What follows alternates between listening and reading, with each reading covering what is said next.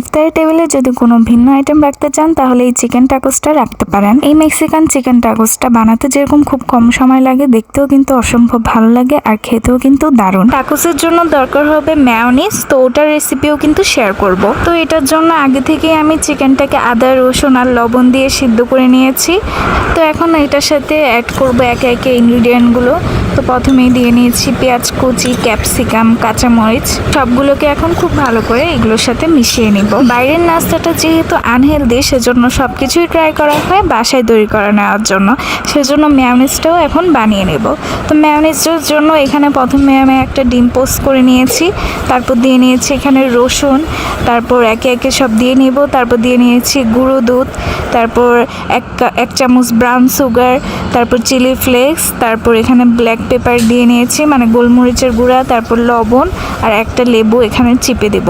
লেবুটা এখানে অপশনাল, কিন্তু দিলে কিন্তু ফ্লেভারটা ভালোই আসে। তারপর এখানে দিয়ে নিব সয়াবিন তেল। সয়াবিন তেল না দিলেও আপনার এখানে অলিভ অয়েলটা দিয়ে নিতে পারেন, চাইলে স্কিপও করতে পারেন। তারপর এগুলোকে ব্লেন্ড করে নেব খুব ভালো করে। এখন এটা বাটিতে ঢেলে নিচ্ছি। অন্যান্য সময় এখানে আমি একটু লিকুইড মিল্ক অ্যাড করি, এটা চাইলে আপনারা দিয়ে দেখতে পারেন, টেস্টটা কিন্তু ভালো আসে। আবার যারা একটু মিষ্টি পছন্দ করে না, ওরা না দিলেও হবে।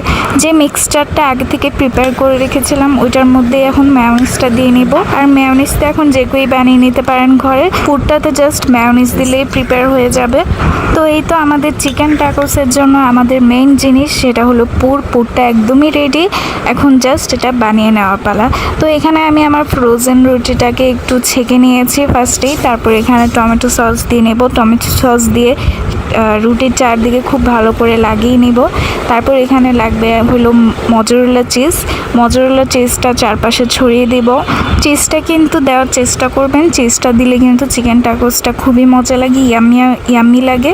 তো আপনারা চিজটা যদি অ্যাভেলেবেল না হয় না দিলেও পারেন। তো এখন চিজটা দেওয়ার পর এটার উপরে এখন পুরটা দিয়ে নিয়েছি, মানে আমি আবারও বলছি, ফার্স্টেই দিয়ে নিয়েছি টমেটো সসের পর চিজ, তারপর পুরটা।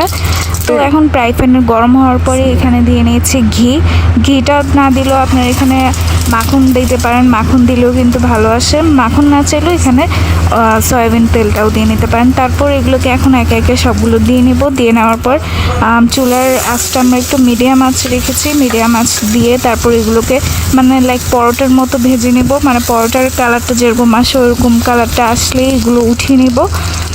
দেখুন চিজ দেওয়ার জন্য এটা কতটা মানে সুন্দর লাগতেছে। এখন এগুলো হয়ে গিয়েছে, মানে পরোটার কালারটা যখন এসেছে মানে আপনারা বুঝতেই তো পারবেন, তখন উঠিয়ে নেব। তো আমি এটাকে প্লেটটাকে একটু সুন্দর করে পরিবেশন করে নিয়েছি। যে কোনো জিনিস পরিবেশন করলেই খাওয়ার টেস্ট সব কিছু বেড়ে যায়। ভিডিওটা যদি আপনাদের ভালো লাগে আমার ভিডিওটাকে একটা লাইক আর কমেন্ট করে দেবেন। অবশ্যই আমার চ্যানেলটাকে সাবস্ক্রাইব করে রাখবেন নতুন নতুন রেসিপি পেতে।